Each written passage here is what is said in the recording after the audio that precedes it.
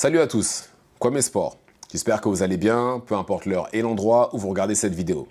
Avant de commencer, cliquez sur like, abonnez-vous et activez la cloche de façon à être tenu au courant quand je posterai de nouvelles vidéos. Ça y est, nous y sommes. C'est le grand soir.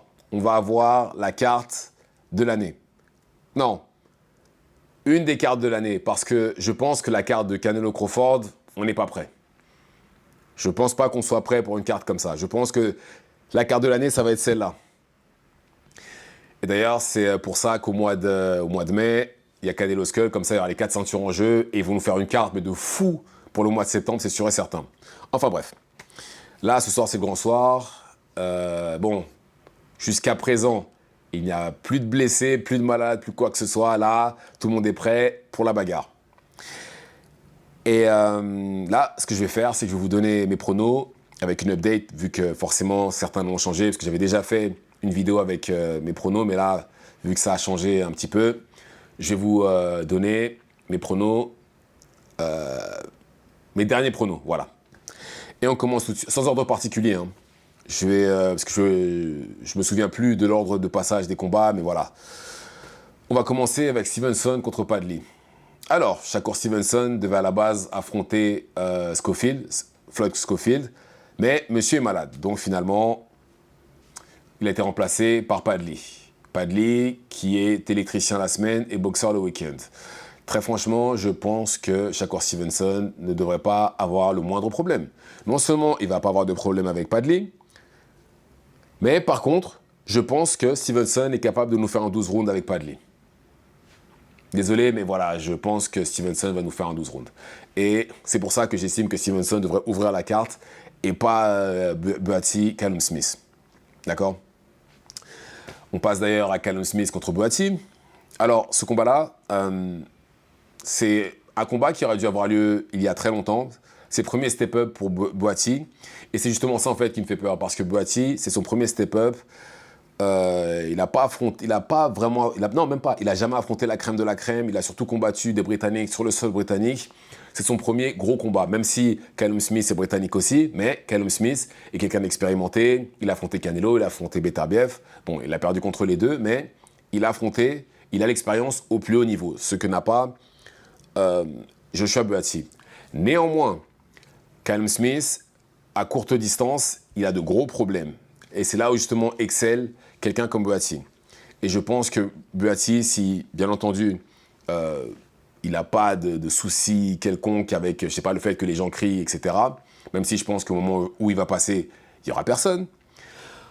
Je pense qu'il ne devrait pas avoir de problème avec Callum Smith. Enfin, pas de problème. Je pense qu'il devrait gagner ce combat contre Callum Smith. Maintenant, après, il a tendance à souvent trop étendre ses coups, etc. Et il pourrait se faire contrer par Callum Smith. Et Callum Smith est plutôt bon, vu qu'il est très grand Mais bon, très grand avec son jab. Mais bon, si Joshua Buatsi arrive à rentrer, normalement, il devrait pouvoir le battre. De la même manière que John Ryder... Enfin, j'estime que John Ryder a battu Callum Smith, mais bon. Après, les juges en ont décidé autrement. Et c'est justement la tactique qu'il a utilisée. Beterbiev, pareil. Canelo, pareil. Bon, après, je dis pas que Buatsi, à ce niveau-là, à courte distance, hein, mais je pense qu'il peut s'inspirer de ce que Canelo... Beterbiev et John Ryder ont fait pour justement gagner contre Callum Smith. Ensuite, Bakole Parker. Franchement, ce combat-là, au début, j'étais super content quand le combat était annoncé. Mais là, maintenant, franchement, je sais pas trop, parce que tout est fait, ouais, Bakole est dos au mur, pour faire simple. Bakole est dos au mur. Et c'est vraiment dommage parce que même pas théoriquement, c'est son premier step-up. Son premier gros combat, ils l'ont appelé en dernière minute, il n'est pas prêt, il est en surpoids, il est arrivé à Riyad, je crois, hier soir au milieu de la nuit, etc. Donc, tout est fait pour qu'il ne gagne pas, en fait. Voilà, c'est comme ça que je vois ça, malheureusement. Et de l'autre côté, même si Joseph Parker s'est préparé pour Dubois, il est prêt physiquement, il est prêt mentalement. Il a l'avantage de la vitesse sur Bakole, pas de la puissance. Bakole a la puissance. Mais voilà, pour vous donner un ordre d'idée, Bakole est plus lourd là qu'il ne l'était contre Takam. Et regardez comment il était contre Takam. Et d'ailleurs, il y a de la chance que c'était Takam et pas quelqu'un d'autre. Ça aurait été un combattant en pleine forme, rapide, etc., il aurait terminé. Il était super long ce jour-là, Bacolé. Là, imaginez maintenant. Il a la puissance, ça c'est sûr et certain, il l'a. On le sait tous, il l'a, c'est dans son ADN, ce que vous voulez, il l'a. Mais maintenant, la condition physique, il l'a pas. Même mentalement, faut y rentrer aussi dans le combat mentalement. Ça aussi, on ne sait pas. Franchement, c'est difficile parce que mon cœur me dit Bacolé, ma tête me dit Parker. Et là, tout est fait pour qu'il perde malheureusement Bacolé. Tout est fait pour qu'il perde. Ils l'ont appelé, il est arrivé, ils l'ont appelé un jour et demi avant que le jour du combat. Malheureusement, ouais, il a accepté. Maintenant, il se retrouve dans cette situation-là. J'espère juste qu'en cas de défaite, il ne se retrouvera pas dans la situation où il va perdre son combat du mois de mai contre Ajakba. Tout ce que j'espère pas pour lui, en tout cas, c'est ça. Et ensuite, Carlos Adames contre Hamza Shiraz. Alors, ça c'est pour la ceinture WBC en middleweight. Hamza Shiraz, c'est son premier gros test. Carlos Adames a déjà combattu d'anciens champions du monde, notamment Julian Williams, qui l'a mis KO d'ailleurs. Après, c'est pas le même profil de combattant. Ça, après, c'est un peu difficile à donner un prono parce que je trouve que les deux ont les armes pour battre l'un et l'autre, en fait. Et je pense que celui-là, je vais peut-être dire Adames. Ouais, Hamza Shiraz, je ne suis pas sûr qu'il soit prêt. Par contre, Hamza Shiraz, le truc, c'est que je ne sais pas si vous vous souvenez de la liste de Canelo, la liste des combattants que Canelo doit affronter d'ici la fin de son contrat avec les Saoudiens qui prendra fin mai 2026. Hamza Shiraz ou Chris Eubank sont censés être le dernier combat. C'est l'un ou l'autre. Et bizarrement, je me dis que si c'est un combat serré et que ça va aux 12 rounds, ils le donneront à Hamza Shiraz. Malheureusement. J'espère que je me trompe, mais tout indique que ça va se passer comme ça. Et il a souvent les faveurs des Saoudiens, ils lui mettent souvent des match-ups faciles quand il combat sur leur carte, etc. Zeng Kabayel. Alors, on a Zeng qui sort d'un gros KO sur Deontay Wilder, et de l'autre côté, on a Kabayel qui lui a battu Frank Sanchez. Les deux d'ailleurs auraient dû affronter Martin Bacolé. D'ailleurs, c'est marrant, ils se retrouvent tous sur la même carte, mais finalement, c'est Bacolé le main event. Comme quoi, des fois, il y a une justice. Et là, ce combat-là, en fait, je pense que Kabayel devrait gagner si Kabayel passe les 4 premiers rounds. On sait tous que malheureusement, pour lui, Zeng, il n'a pas de cardio. Zeng, il n'a pas de cardio. Comme regardez le combat contre Joseph Parker.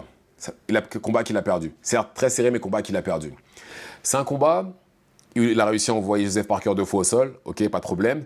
Mais après, on aurait dit qu'il n'avait plus de jus, le Zeng. Plus de jus du tout. Il était mort. Et c'est là où c'est justement où c'est dommage parce que quelqu'un comme Zeng, s'il avait un peu plus de jus, pour peut-être 1 ou 2 rounds de plus, il serait vraiment redoutable. Bon, même si, bien entendu, il l'est, mais voilà. Par contre, monsieur Kabayel, il faut faire attention à son crochet droit. C'est son coup le plus dangereux. D'ailleurs, le crochet du bras avant, c'est le crochet, c'est le coup le plus dangereux chez un boxeur. Regardez Ryan Garcia, par exemple. Et monsieur Zeng, son crochet du bras droit est redoutable. Ça en envoyait plus d'un dans les vapes. Donc, faire attention à ça. S'il passe les 4 premiers rounds, je pense que Kabayel devrait gagner. 4-5 premiers rounds, normalement, il le bat. Et ça pourrait ressembler au combat contre Makhmoudov. Et enfin, j'ai parlé de tous les autres combats. Et enfin, le combat entre le main event, entre Beterbiev et Bivol, le rematch. Alors, le premier combat, je pense que Bivol a perdu par manque d'activité. Je pense qu'il était plus précis que Beterbiev, il était plus rapide que lui, bon déplacement, bonne défense. Maintenant, il a perdu par manque d'activité. Il y a même des rounds, quand vous regardez le premier combat, où il était actif, peut-être quoi, dans les 3 derniers rounds. Et d'ailleurs, pour moi, c'est ça qui était déterminant dans la victoire de Beterbiev. Et je pense qu'il a perdu par manque d'activité. Il y a même des rounds, comme je l'ai dit, où il est actif 1 minute, 30 secondes, enfin bref, ou sinon il met un coup de speed à la fin. C'est pas assez. C'est pas assez aux yeux des juges. Et même, je comprends, maintenant que j'ai revu le combat, je comprends pourquoi il a perdu. Et là, Bivol a dit que cette fois-ci, il allait être plus agressif, il allait envoyer plus de coups, etc. Alors, s'il est plus agressif, ça veut dire qu'il aura les 2 pieds plantés au sol et qu'il va échanger avec Beterbiev. Très mauvaise idée. Très, très, très mauvaise idée. D'accord ? Bivol a l'avantage de la vitesse sur BTRBF, l'avantage de la précision aussi, mais l'avantage de la puissance, c'est clairement BTRBF.